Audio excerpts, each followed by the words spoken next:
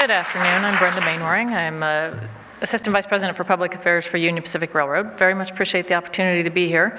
I think with there's a handful of corporations represented here, and most of you, I think, are probably with conservation organizations and are kind of wondering, how do I engage corporations? So hopefully what I'm going to say today will have build some connections for you along those lines.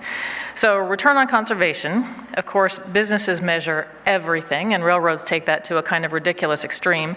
It's obviously for us return on investment, but return on conservation is meaningful as well. But to Holly's point, part of what you're doing with conservation is trying to measure what people think and how they feel about things. And so that's a lot harder to measure. So I spent a lot of time thinking about what I wanted to talk about today. Looking at this is our land.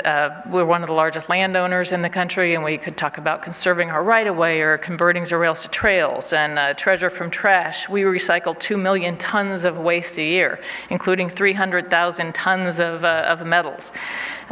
Future-proofing, we can talk about fuel use, but some things are just too easy to measure, right? So I could tell you that we're 4 times more fuel efficient than trucks, and that's an important measure. We can haul 1 ton of freight 444 miles on a gallon of gas, because there's very little friction with steel wheels and steel rails, and that's an important measure, and it's something that we consider to be a return on investment. When we're increasing our fuel efficiency, we're increasing that 4 times greater fuel efficiency.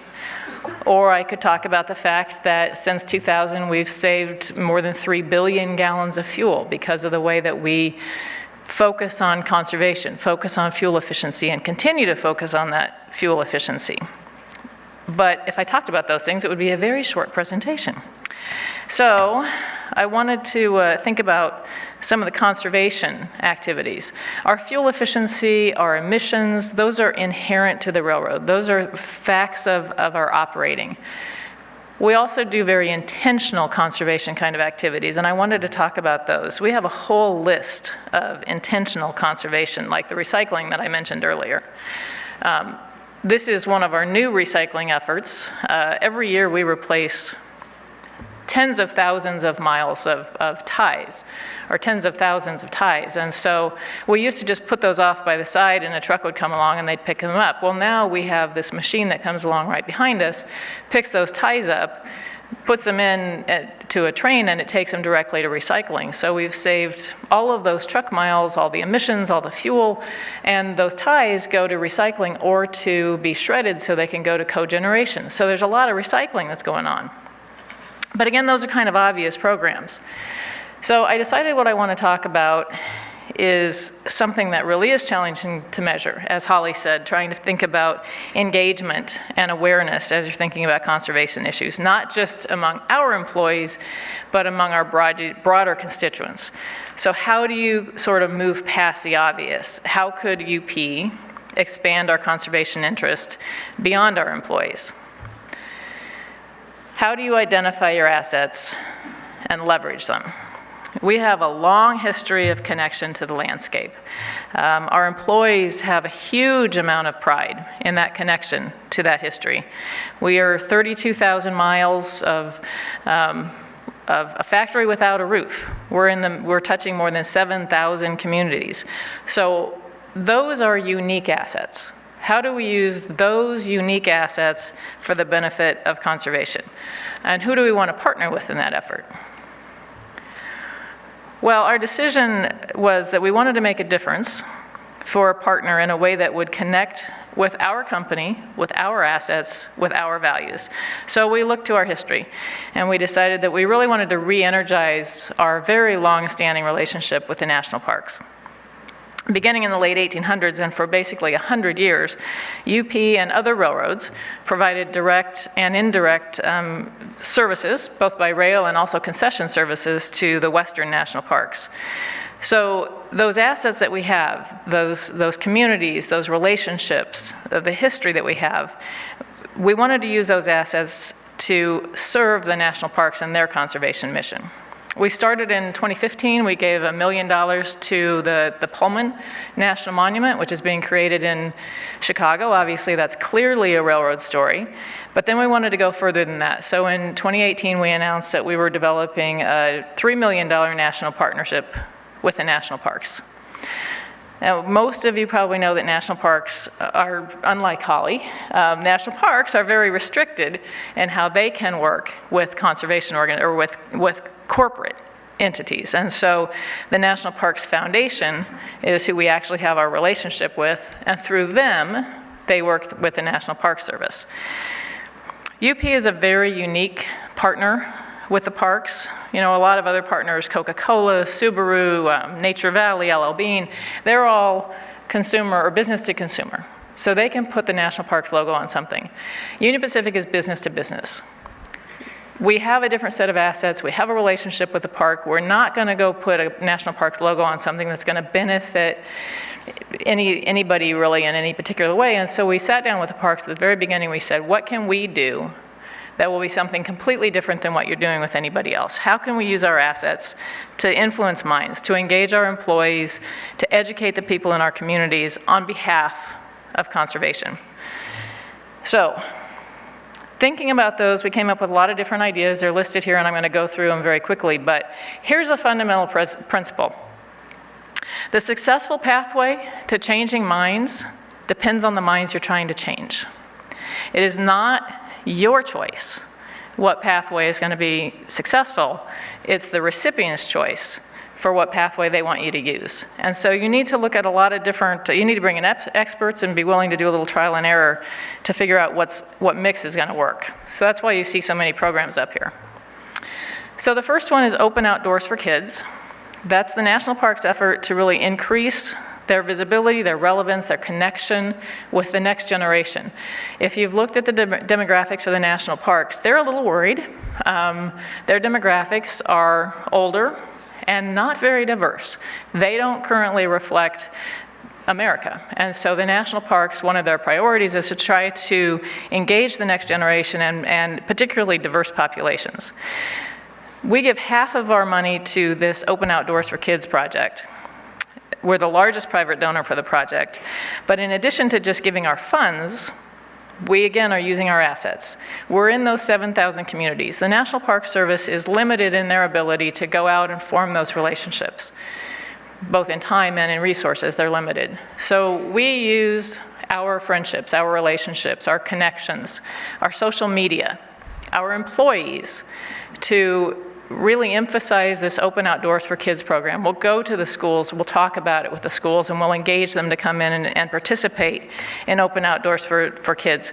This is Little Rock, and one of our employees, he's a railroad engineer who went to Little Rock High, and the story of Little Rock High inspired him to become an engineer, to become a professional, and we use that story to go out with the national parks to say this is how the railroad is connected directly to the national parks.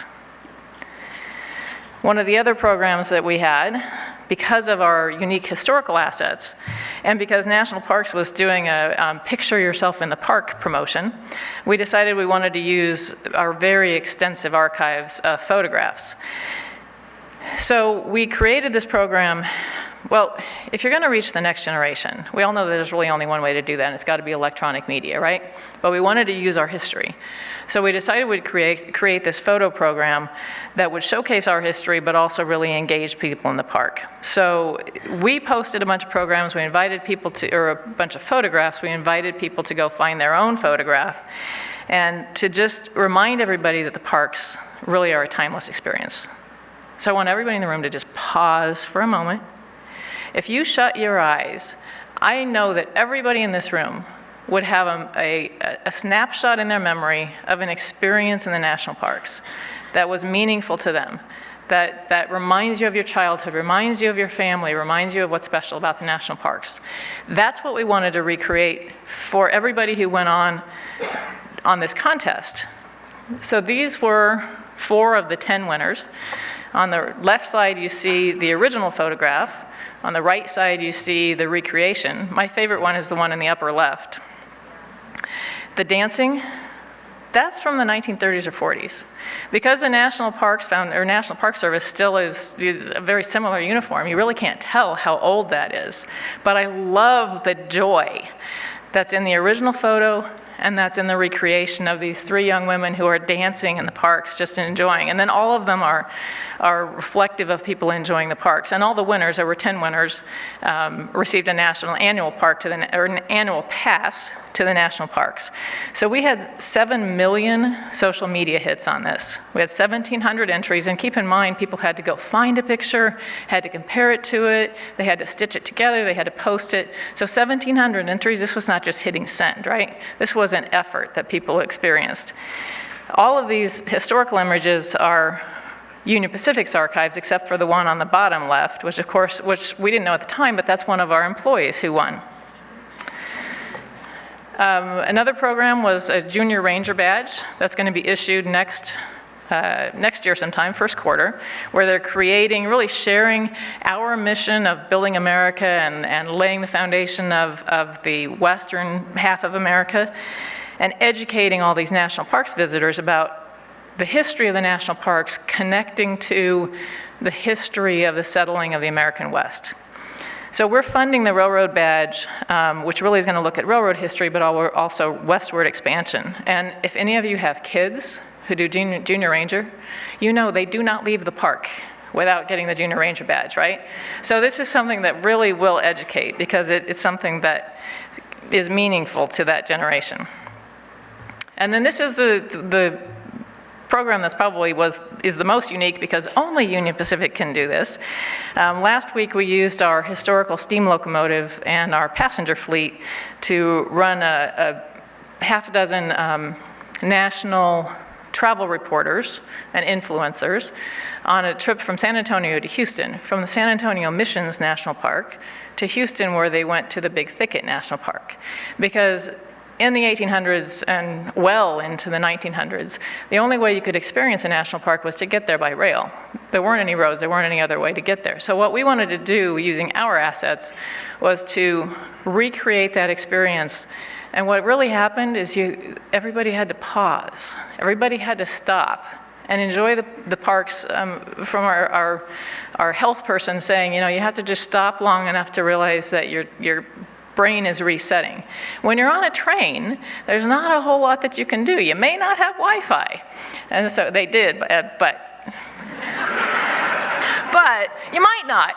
So it really reset people's brain to think about, how did we used to experience the national parks? It wasn't panic-stricken driving there, racing around the park, racing back out and trying to get to the next stop, right? It was a week-long experience, and you got there slowly and you experienced it slowly, and we wanted to recreate that. It created a whole lot of Instagram and Twitter traffic, and we're anticipating that there's going to be several articles and probably a children's book coming out of it. So, at the end of the day, what about results? Did we deliver measurable results? Businesses, railroads, there has to be a return on investment. Yes, we did. Engagement, 7 million views, 1,700 activations for our photo program. Awareness, 42,000 fourth graders went to a national park, experienced a national park, Junior Ranger badges. That next generation, a more diverse population, is really getting exposed to it. Did we leverage our assets? Yes, unequivocally. We were able to use both our photo archives and our physical plant in the form of a locomotive and historical passenger fleet to really help the national parks tell their story as well. So like Holly, this is a large-scale activity. National Parks, it's a national partner, it's a $3 million funding activity, but all of this is translatable to what anybody in the room might be doing from a conservation standpoint. How does this apply to you? You make the right investment. So everybody, when you're thinking about partnering with a corporation, you have unique assets and interests, and they have unique assets and interests. Where's the overlap? Where's that connection between you? What's your natural partner? What are the projects that showcase your strengths and their strengths? And what's success going to look like? How are you going to measure that success? You should come to those kinds of decisions ahead of time. And then make sure that you're willing to adapt your plans to reach success, because maybe the first one doesn't work. You may be trying to reach different kinds of minds. Did we deliver results? Yeah, we absolutely did. employee pride and engagement. They love our history. They love the fact that we are using that history for the benefit of conservation. We all know that the next generation of employees are far more purpose-driven. They want to know that their employer is doing something meaningful, and therefore they are participating in something meaningful. This is an example of that. The conservation partners really gain that new audience. They get access to our audience and our employees, and so they'll be able to expand their interest. And then the communities really see that we're making a private or an investment in the public good. And for those of you who are watching corporations in relationship to philanthropy, you may be familiar with the Business Roundtable and 180 CEOs who a couple of months ago in August signed a new mission statement for what a corporation is. And they hadn't changed that mission statement in a couple of decades. But the new mission statement says that corporations are responsible for communities and responsible for making the world a better place. There has been a lot of conjecture that that's just a PR effort. For us, it's not. For Union Pacific, it's not. When our CEO signed that, he meant it. And I think that now is the time for organizations, conservation organizations, to go and look at that. Business Roundtable, their new mission statement, find out who signed it. Find out if any of those companies are in where you do business, and then go ask them if they want to put their money onto what they signed, and see if they want to participate in some of your efforts. Thank you.